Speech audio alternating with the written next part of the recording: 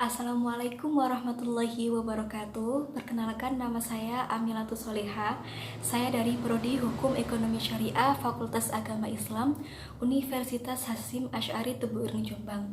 Pada kesempatan kali ini saya akan mencoba sedikit menjelaskan tentang hukum perbankan keterkaitan dengan sumber daya manusia. Setiap pekerjaan memiliki batasan-batasan tertentu apa saja yang harus dikerjakan, wewenang yang dimiliki serta siapa yang bertanggung jawab terhadap suatu pekerjaan. Agar dapat diketahui kebutuhan informasi tentang suatu pekerjaan, baik tugas-tugas wewenang maupun tanggung jawabnya, maka perlu dikumpulkan informasi-informasi tentang masing-masing pekerjaan. Perancangan job analysis akan membantu bank dalam rangka penempatan para karyawan sesuai bidang dan kemampuannya.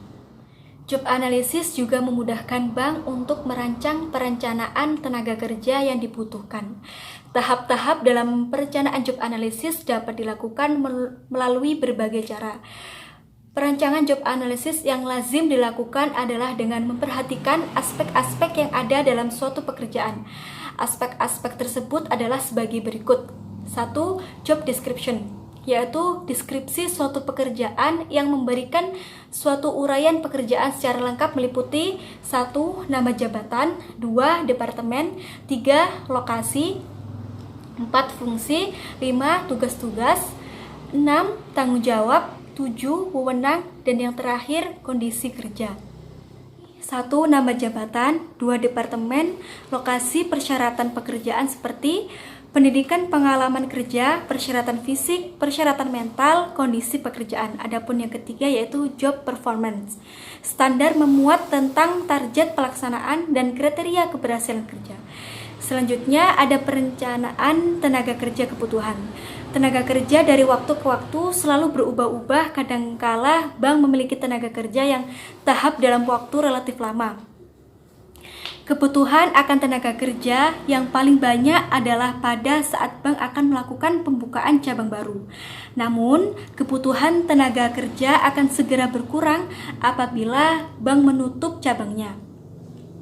Kekurangan tenaga kerja diakibatkan oleh berbagai sebab, misalnya pensiun, minta pensiun, atau diberhentikan oleh bank. Dengan kata lain, untuk mengisi kekosongan tersebut, baik dari segi jumlah maupun kualitasnya, maka direncanakan jauh-jauh hari sehingga tidak mengganggu kegiatan operasi perbankan.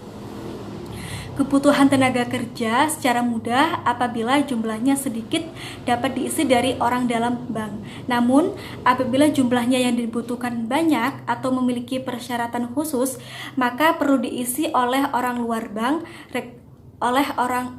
rekrutmen.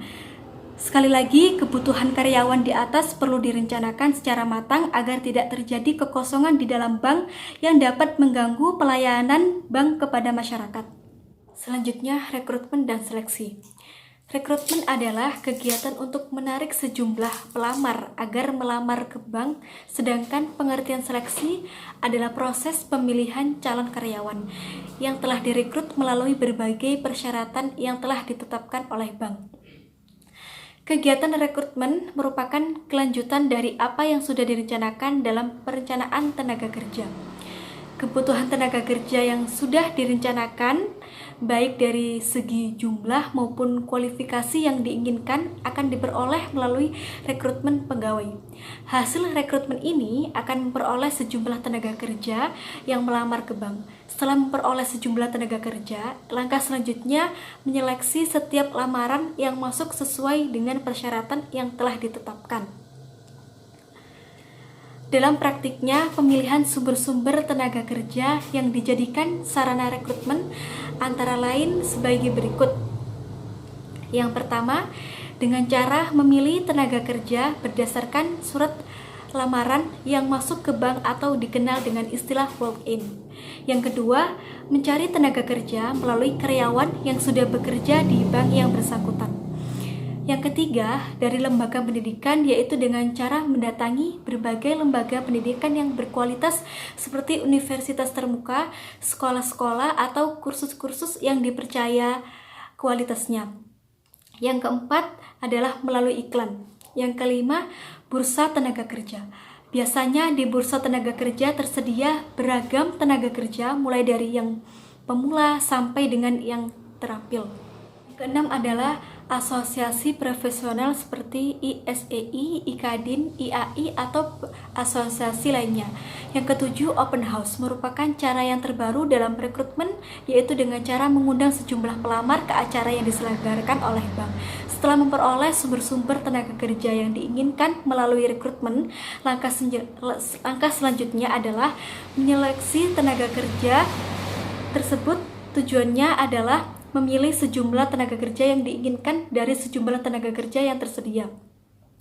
Adapun tahap-tahap dalam seleksi suatu bank secara umum meliputi: yang pertama, seleksi surat lamaran; yang kedua, wawancara awal; yang ketiga, tes tulis atau psikotes umum dan khusus; yang keempat adalah wawancara kedua; yang kelima, medical test; yang keenam, wawancara atasan langsung; dan yang terakhir, keputusan penerimaan. Penjelasan tahap-tahap rekrutmen dan seleksi secara rinci, yaitu 1. Seleksi surat lamaran. Kegiatan ini sering disebut seleksi administrasi, merupakan seleksi awal terhadap surat-surat atau dokumen-dokumen lamaran yang masuk. Dalam seleksi ini dapat dinilai apakah calon pelamar yang memenuhi kualifikasi seperti yang diinginkan oleh bank. Biasanya yang dilihat dari surat lamaran adalah kelengkapan dokumen yang dipersyaratkan, usia calon, pendidikan atau jurusan, dan tahun kelulusan, jenis kelamin, alamat, nilai ijazah seperti indeks prestasi kumulatif atau IPK, pengalaman kerja, keterampilan dan keahlian lainnya atau kursus-kursus serta persyaratan lainnya. Pembatasan usia, pendidikan, dan nilai minimal, pengalaman kerja, keterampilan, dan keahlian adalah untuk membatasi jumlah pelamar yang masuk, sehingga diharapkan dari lamaran yang masuk adalah lamaran yang benar-benar memenuhi kualifikasi yang diinginkan. Keuntungannya adalah tidak diperlukan biaya dan waktu untuk menyortir surat-surat yang masuk tersebut. Kerugiannya adalah terkadang tenaga kerja potensial tidak dapat melamar hanya gara-gara nilai indeks prestasi kumulatif atau IPK yang tidak memenuhi syarat. Padahal nilai IPK belum menjamin seseorang tidak mampu, mengingat pemberian nilai di Indonesia belum standar. Tidak dapat dipungkiri, terkadang ada universitas yang royal yang memberi nilai dan terkadang ada yang relatif lebih sulit. Kedua, yaitu wawancara awal. Setelah lolos dari seleksi administrasi, langkah berikutnya adalah wawancara awal. Dalam wawancara awal, pelamar diminta mengisi belangko lamaran kerja yang isinya antara lain meliputi data pribadi, pendidikan dan keterampilan yang dimiliki, pengalaman kerja dan organisasi, referensi, tanda tangan. Wawancara awal dilakukan untuk menentukan bidang atau jabatan tertentu saja, misalnya teller atau customer service atau calon manajer. Tujuan dari wawancara awal adalah meneliti kebenaran data yang diberikan untuk melihat fisik calon karyawan dari dekat. Mengingat untuk kedua bidang pekerjaan dan jabatan tersebut diperlukan persyaratan tertentu, misalnya tinggi badan, bentuk wajah, atau cara mengemukakan pendapat atau berbicara. Sedangkan untuk bidang atau jabatan tertentu, mungkin wawancara awal tidak diperlukan. Dari wawancara awal ini diperoleh kepastian sementara tentang kebenaran data yang diberikan oleh calon pelamar. Di samping itu, dapat dipastikan wajah, tinggi badan, bentuk tubuh yang diinginkan bank. Kemudian juga dapat dipastikan cara mereka berbicara, mengemukakan pendapat, menyanggah, menganalisis suatu masalah sampai dengan cara mereka mengambil keputusan. Sebagai catatan untuk pekerja tertentu atau untuk memudahkan seleksi, terkadang semua peserta setelah lulus seleksi surat lamaran, maka langsung mengikuti tes tertulis kemudian tes wawancara. Ketiga yaitu tes tertulis. Apabila calon pelamar lolos dari wawancara awal, maka langkah selanjutnya adalah membuktikan bahwa apa yang diucapkan dalam wawancara awal dijawab dalam bentuk tulisan melalui tes-tes tertulis.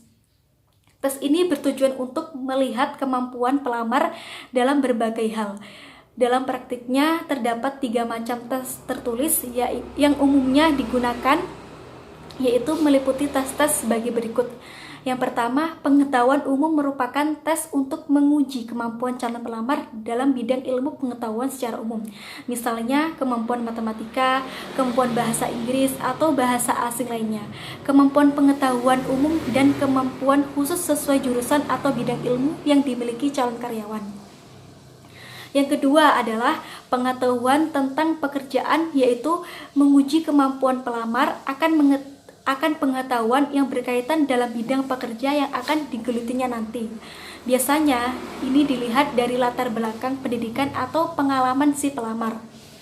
Yang ketiga, tes psikologis merupakan tes yang akan digunakan untuk menilai calon pelamar tentang berbagai hal seperti kecerdasan, kepribadian, bakat, minat, kejujuran, loyalitas, dan prestasi. Sebagai catatan penting, perlu diingat bahwa terkadang urutan tes tidak demikian seperti di atas. Artinya, dapat pula tes psikolog mendahului tes pengetahuan umum. Atau bahkan terkadang ada pula tes psikolog lebih dulu dari wawancara awal. Sekali lagi tergantung dari bidang pekerjaan yang ditawarkan atau jabatan yang diinginkan.